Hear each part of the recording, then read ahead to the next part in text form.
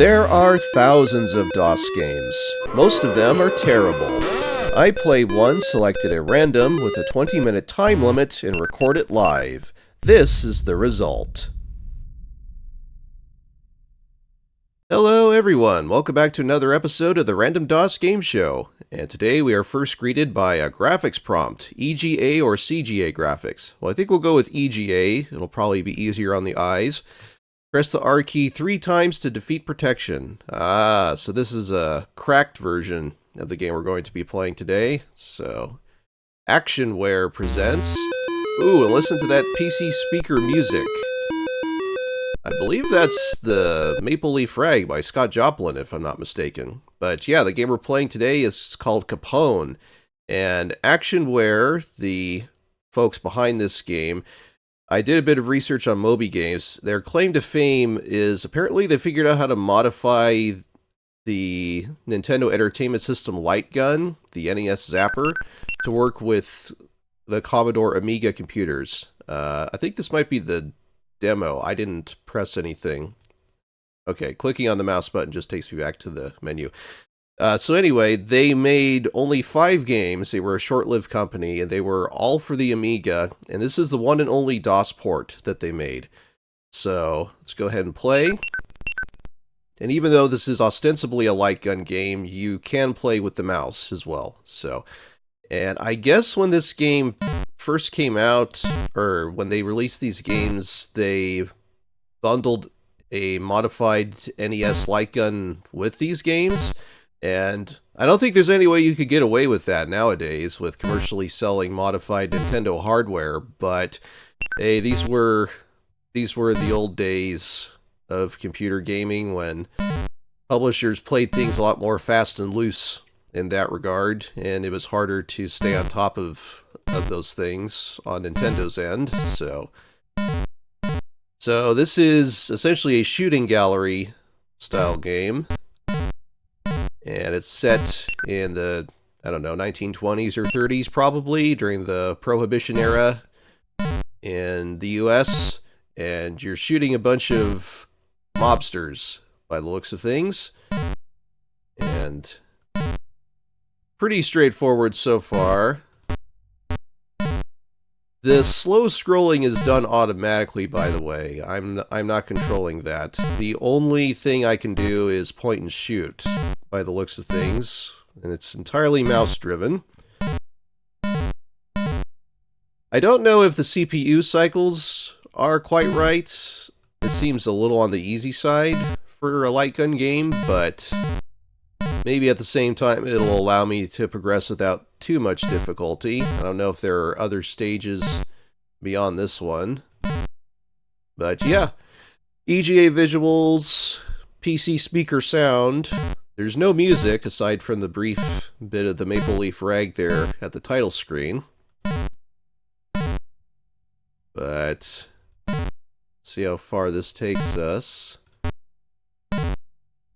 So far we've just been shooting a bunch of mafia goons.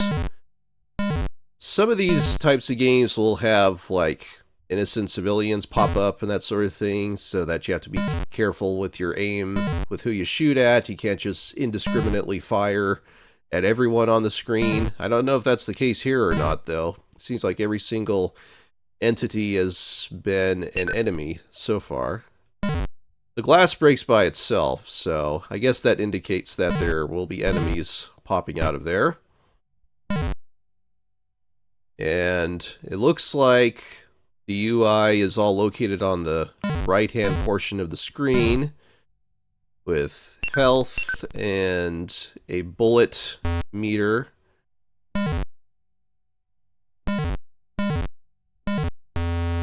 Oh, I see, yeah. So that submachine gun or whatnot power-up that I clicked on, I think it allows you to, rapid fire. If you click and hold the left mouse button, you'll be able to just keep on shooting. I don't know, it seems like I'm back to semi-automatic now though, so I don't know if that's just a temporary power-up or if it's dictated by the number of bullets that you shoot, but it looks like we did well enough with that segment, so we're onto the next stage, I think. So yeah, this game kind of reminds me of like other similar retro light gun shooting gallery style games, like Hogan's Alley for the NES, or the shooting gallery game. There's also a DOS game that was featured on an earlier Random DOS Game Show episode. This one is definitely on the easy side, though. Whoa, I say that. I say that. I had to pause there very briefly to clear my throat, and next thing I know, I'm being ventilated by a bunch of mafia goons there. So apparently there is very little margin for error once they do open fire on you, since they're all shooting Tommy guns and whatnot, so ouch. Alright, I'll go ahead and try it again.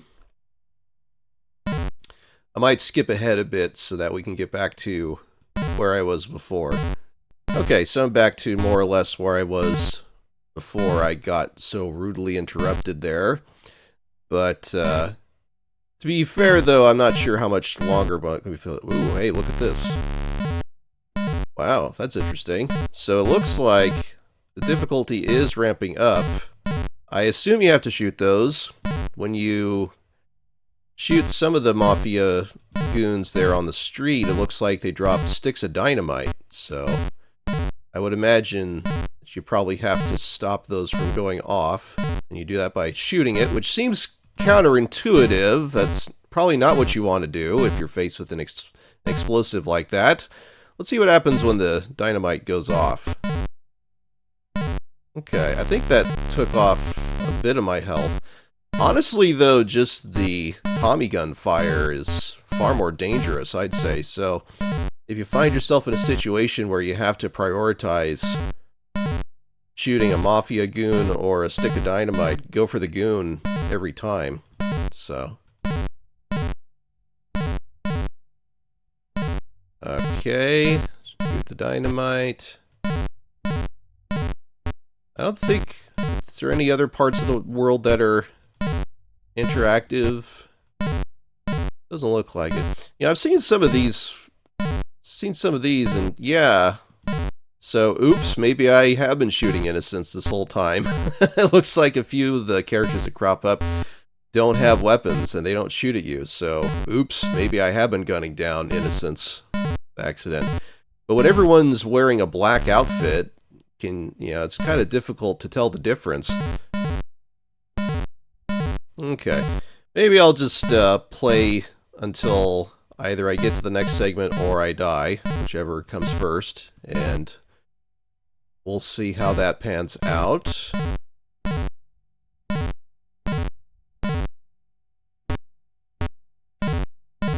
Okay, yep. How much longer is this going to go for, though? Okay, so you can shoot the glass windows. But not the glass door. That's interesting. Oop, shoot that dynamite. Okay. I mean, light gun games like this are fun on kind of a basic level. Although I imagine this probably would be more fun and more immersive if I was using the actual light gun that was bundled with this, even if it was a modified NES Zapper. They probably didn't get permission from Nintendo to use, but at least they allowed the option for using the mouse instead as an alternative.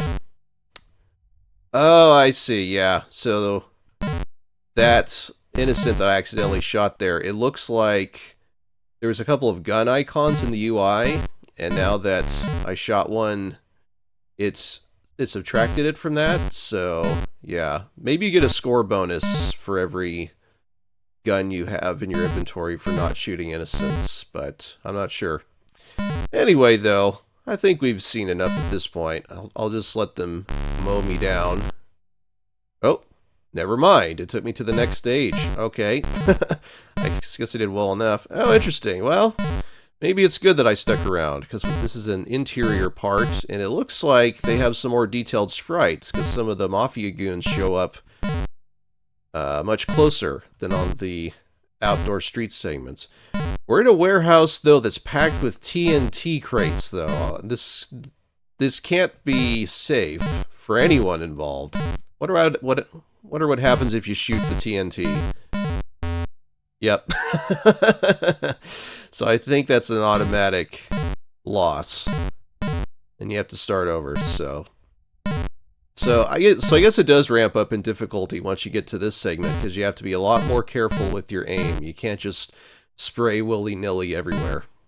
But I think, though, we've seen enough, so I'll just go ahead.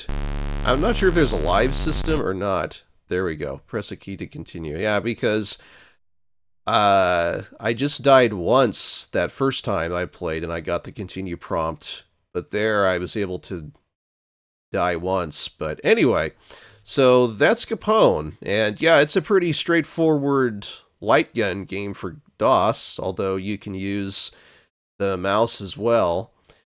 Now that I'm thinking about it, though, I'm not quite sure how that would work, a light gun. I suppose since computers at the time used a CRT screen, though, I guess you could get that to work.